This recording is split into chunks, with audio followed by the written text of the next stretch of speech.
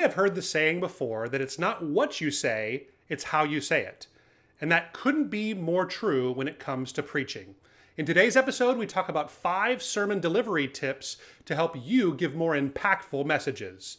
We hope this conversation helps your church reach more people and grow. This is the Reach Right podcast. Well, hey guys, welcome to the Reach Right podcast. This is episode number 100. Wow, we've made it. We've made it. Thomas Costello here. My co-host is Ian Hyatt. Hey, Thomas. Hey, man. I can't believe it's been 100 episodes. It's really awesome. It's been a blast doing it with you, and it's been cool to see the traction. And I don't know, you were telling me just today how often you're hearing now people say that they're part of Reach Right family, and they're checking us out online, and it's made an impact on them. And well, that blesses us to hear that. It does. Right? It does, for sure. And also, I think we've gotten a little bit better since the first few. I was like, wow, what were we doing? So, but we're definitely getting there. So I don't recommend going back to episode 1 and 2. I think I was in my bedroom back then and kind of turned towards the window and just trying my best to make it not look like a bedroom. And I don't know.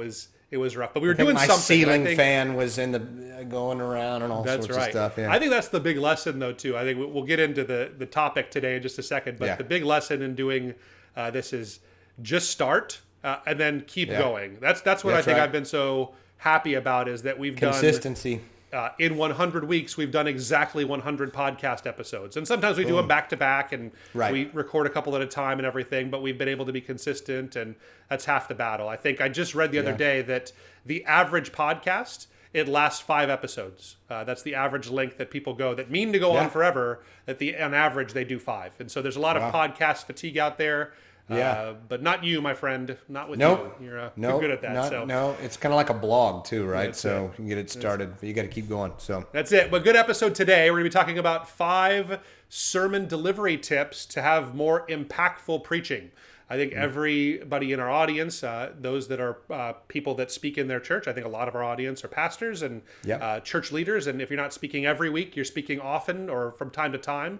And so we want to give you some tips that we've picked up from our speaking and from other pastors and from our own research and things that we've learned that make for more impactful preaching. And today it's kind of the little things. It's not like this. I don't think that there's nothing we're going to talk about that we maybe haven't ever heard before. But I think if we put it all together and think about all this, I think that everybody can get something that they can think about that, hey, over these next few messages, I want to work on this. I know I think about this for even our podcast, as I want to be more engaging with our audience. And so we're working on some things to do that. I know we're converting a lot of these podcast episodes into Instagram Reels and TikTok videos and YouTube Shorts. And if you haven't subscribed to us yet, you can go ahead and subscribe on there, on YouTube, on Instagram, on TikTok. If you're on TikTok, you can do all of those things. But we're trying to be more engaging on this platform, but also on all those channels. So we talk about ways we can do that. I know it's something we're trying to, we need to use our hands and more animation sometimes, because that's what works on TikTok, right? That's what's going on there. So anyway, I'm part Italian, so I'm actually naturally pretty good at that, talking with my hands. So that's what we do. But that's good. Anyway, so let's dig in a little bit to some of those things that we have found through research and talking to other pastors that make for more impactful preaching, ways to have your preaching make a bigger impact. So I think the first thing we'll talk about is getting better or mastering some of the elements of nonverbal communication, because that is a huge part of it. 55% of body language is kind of what people get. It's like they're 55% of what you communicate is coming from your body language and the things that you do and the way that you act and all of the nonverbals there. So there are so many big parts of that. So I'll hit a few of the highs. Is that I think your posture plays a huge role in that. So I know I'm guilty of that. Sometimes I'm a tall guy, and so I'm used to looking down on people, or not down on people, but down at people. I don't look down on people, but I don't know. Us tall guys, we suffer with kind of that backward. But having that right kind of posture, it just makes what you're saying come across more confidently when you do that. Your gestures, again, using your hands, moving around, being engaging in that way. Eye contact, that's a huge one, I think, for people, both online and in person. But Yeah. getting off of your notes. We had a whole podcast episode about how you can be better at preaching without notes. How to move away from that completely. So if you are married to your notes and you're reading the whole thing the whole time, it makes a totally different impact. I mean, just even me standing here and talking this way and not looking at the camera, it feels much less engaging, I'm sure, to people than when you're actually making eye contact. That's a big thing too. So here, I'll give you guys a little trick of the trade. If you're doing online preaching, one of the things that we found, and you can testify to this, but when you're doing an online message, maybe you're recording into a webcam or something like that, it's a good idea to put the person you're talking to right below the person where you're looking. So you want them. So when we do this podcast, I have you, Ian, in a tiny little square right below the camera. So it looks kind of like I'm preaching right into the camera. I'm talking right into the camera here. So, little trick. Most of our churches, I don't think, are preaching from teleprompters, although that might be something you consider. But I think when you're doing something online, looking right into the camera makes a really big difference. So I don't know, maybe you can hit a couple of the other ones of the nonverbal things that people can do. Facial expressions, just, I mean, and this is funny, you're making me actually think of, it's a little unrelated, but my son, as you know, he plays baseball and he pitches often. And one of the things that the coach tells them about is your nonverbals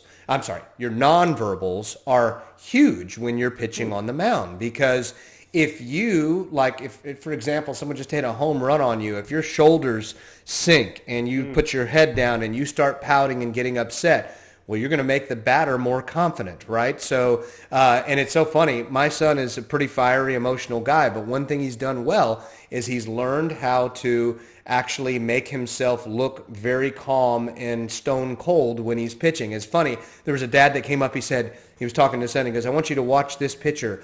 He is cold as ice. He has no emotion. I'm like, that is not my son. He is very emotional. But that's one thing that he's done really well. And then we have another kid on our team, when he pitches, if something negative goes wrong, he wears it all over his face, and it's all downhill from here. Now, again, segueing to preaching, still, when you mention posture, good posture promotes confidence, they say, and obviously facial expressions, which is what we were about to talk about. That's a big one too. Like, do you look like you're frowning or bored? Well, that might communicate that to your audience. So another one's how you dress, clothing. So know your audience, right? I mean, if it is a message that maybe is a little more serious, maybe you're a little more formal, maybe if it's something more lighthearted or whatever, you dress a little more casual, So I'm sure our audience loves hearing that we need to dress differently from a guy wearing a Aloha shirt, or as you call it on the mainland, a Hawaiian shirt every Sunday. And me, I'm Mr. T-shirt. So anyway, but it does communicate about who you are. I had to learn that lesson when I was young, because I was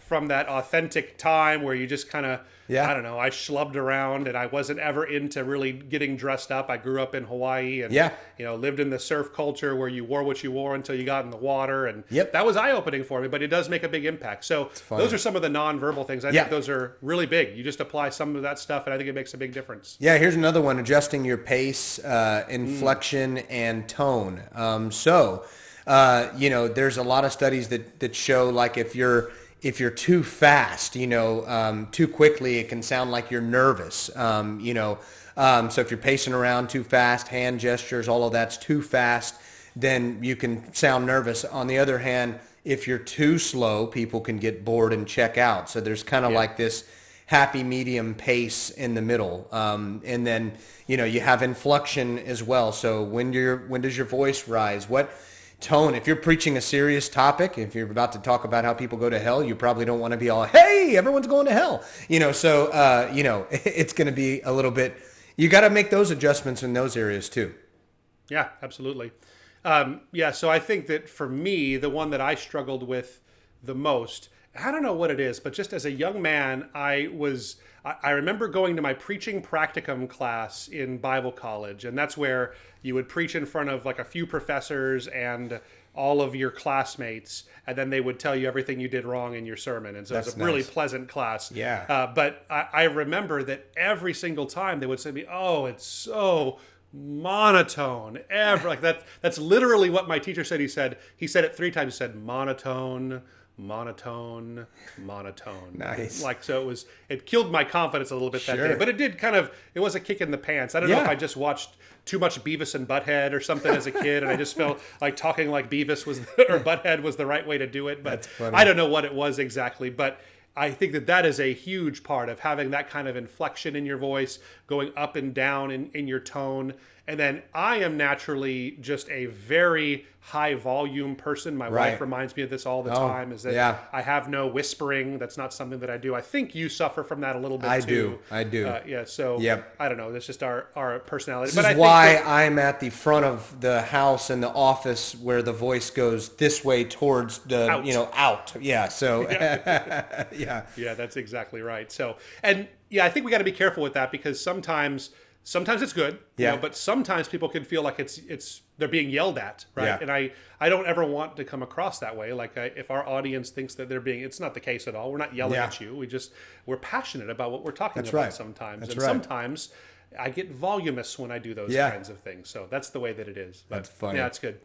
Let me get the next one. I think if you want to have more impactful preaching, it's so important that you connect with your in-room audience, the people that are right there with you. And we kind of got into this a little bit already. I think eye contact definitely is part of that. But I think a lot of it has to do with the language that you choose to use with stuff. So I think that a lot of times that we have this temptation to make our preaching third person. Like, so it's they and what others do instead of I and you kind of language. And that's probably the biggest tip that I have, is that I try to, when I'm talking about an important topic, maybe it's even a hard topic or something that we struggle with. Maybe we're talking about gossip. Yeah. I try to use lots of I language about here's what I struggle with. Right. And here's how I feel when I do that. And when you use you language and how I have hurt you, and you try to make it really personal, that makes a big deal with your in-room audience, people right there. It helps you to be much more relatable when you're able to do those kinds of things. So thoughts on that? No, I think that's exactly it. I think the term you just used is relatable. I think that if you're just up there and you're kind of delivering your message and you're forgetting that, again, people also have very short attention spans, right? And they can get they can get bored. They can start to get tired and checked out during a message. So I think that eye contact, that you language keeps people engaged too. So. To your message. Absolutely. So I'll get the next one. So that's, I like this one. It's a little creative. It's surprise them with something extra. So it's funny. I think that, something extra. What is that? Well, it's funny, and I think every pastor's different. If you're a more mainline liturgical church, you may not be as inclined to use props and those things. But I do think that, getting a little creative and doing some things different when you're on stage is helpful. It definitely, talking about what we just said, it keeps people engaged. It's, it's entertaining. If it's at that point in the message when people are starting to check out, maybe you bring someone onto the stage. Maybe it's another staff member or volunteer, something different. And I think since we've been seeing for years now, when media and websites and things started to really take off and sermon series became more of a thing, and graphics, visuals, right? Visuals became a thing. It started opening a door for pastors to do those different things. So what was it? Andy Stanley preaching beside a touch screen, and then everyone started copying him. But then props, and I actually kind of like some props. I think they're funny. They're fun. But again, you got to kind of know what's right for you. But I think a little something extra spices things up, right? Yeah, absolutely. I mean, I think Jesus does some of that. He talks about the mustard seed. Yeah. He draws the line. Those kinds of things. And so he does some of those things in his teaching style that are a little bit more on the creative side, especially for his time. Yeah. I think the caution for this is that you have to you can't do the same thing all the time, right? So a lot of times we get stuck with just, hey, here is our PowerPoint on the screen back there, and we're hitting the points. And if you do it all the time, it's no longer creative, right? It only stands out if you're doing it once or on occasion. Right. But I think, the touch screen is such a cool idea. A whiteboard, if you do that a couple times a year where you're doing some kind of a diagram. I saw someone just recently do a great illustration about chocolate milk. He was talking about how with Christians, it was a message about the Holy Spirit, and he was from a spirit-filled kind of a background. Yeah. And so he was talking about how when you put milk and then you put chocolate into it, and what happens is all the chocolate syrup, it just goes right to the bottom. And it takes another stirring of the chocolate milk. And he actually did this big vat of chocolate milk, that he did this big stirring of it to be totally filled and for it to penetrate the milk, to be filled with the Holy Spirit was the same way. So it sticks with me. I heard this like a year ago. It's a really, that's what's so great about having that kind of these creative elements is they're things that stick with people and they'll last much longer than a message by itself, because we all know that I don't remember the things that I preached 2 weeks ago. My church almost certainly doesn't remember. They remember small parts, but they can't tell you the whole overall themes or the deep things we talked about. But I think these special things that can really help with some of that. Well, I think that's cool too that you mentioned that. I mean, when it's memorable too, every pastor wants their message to be remembered and applicable and maybe apply to someone during a tough time in their life, right? So if it's a specific message, you maybe have that illustration, someone's going to remember, oh yeah, and during that message, the pastor mentioned this, and man, that just really is encouraging to me now. And they remembered it because of that little something extra and that memorable piece. So I like it. Yeah, that was exactly right. So, all right, last one, I'll share this, is that a lot of our audience, and I think a lot of people out there are now talking to not just an in-room audience, but also an online audience. And so it is so important that in our preaching, if you are doing online sermons and this message is going out to an online audience, that you have to do things to engage an online audience. So if you are in the room and you're doing a good job making eye contact, but you're never looking at the camera even for just a second, I think it can be challenging for people to stay engaged if they never get any kind of an eye contact. So I think what us as pastors need to do is to kind of treat that camera as if it's a person, if not like the most important person in the audience there, where you're able to do eye contact with other people and you're able to see them, but you're always coming back to the camera. That's kind of your home on those things there. So that's stuff that's really important. Also, just simply acknowledging your online audience. I think that's really important too. So every single time, if you're really serious about online ministry, you need to make sure that you're talking to people online. At your church, are they putting the Sunday, like they're beaming the actual Sunday service to online, or are they pre-recording something? No, actual service. And that's one thing it was on the tip of my tongue to share. Our pastor does a great job of, and not only are we doing it live and when he's preaching a message in person, it's also live online. It's also going into 8 correctional facilities across the state of Texas. So we have a large, and again, this is a little different example, but point is our pastor will reference the people listening in those correctional facilities to, give them hope and say, hey, this is for you. Same thing. He says, if you're at home watching this, hey, don't go into the kitchen real quick. I need you to hear this. Again, and it just makes you keep them engaged, and also that makes them feel important, because they're equally as important, even if they're at home watching online or wherever. So. Yeah, I mean, I acknowledge this is a hard job that pastors have right now. Yeah. We're not doing this podcast with an audience of a few hundred people in front of us while we're doing it. We get to focus right on this one camera and on each other. The comments come later. Easy way for That's exactly right. They come afterwards. So, but talking to a dual audience is not an easy thing to do. So, to those that you're doing it, you guys are. I know we're all limping along and trying to do our best on that, and apply some of these things. We hope it's been. We hope it's helpful. So if it has been helpful for you today, it would mean so much to us if you would rate, review, subscribe, like, comment, do all those kinds of things that you can do, whether you're listening, whether you're watching. Either way, that's how we kind of get the word about this Reach Right podcast out there. Thank you guys so much for being a part of helping us make it to 100. It is a huge deal for us, and we're just thankful for our Reach Right family. We'll hope to see you next week on episode 101.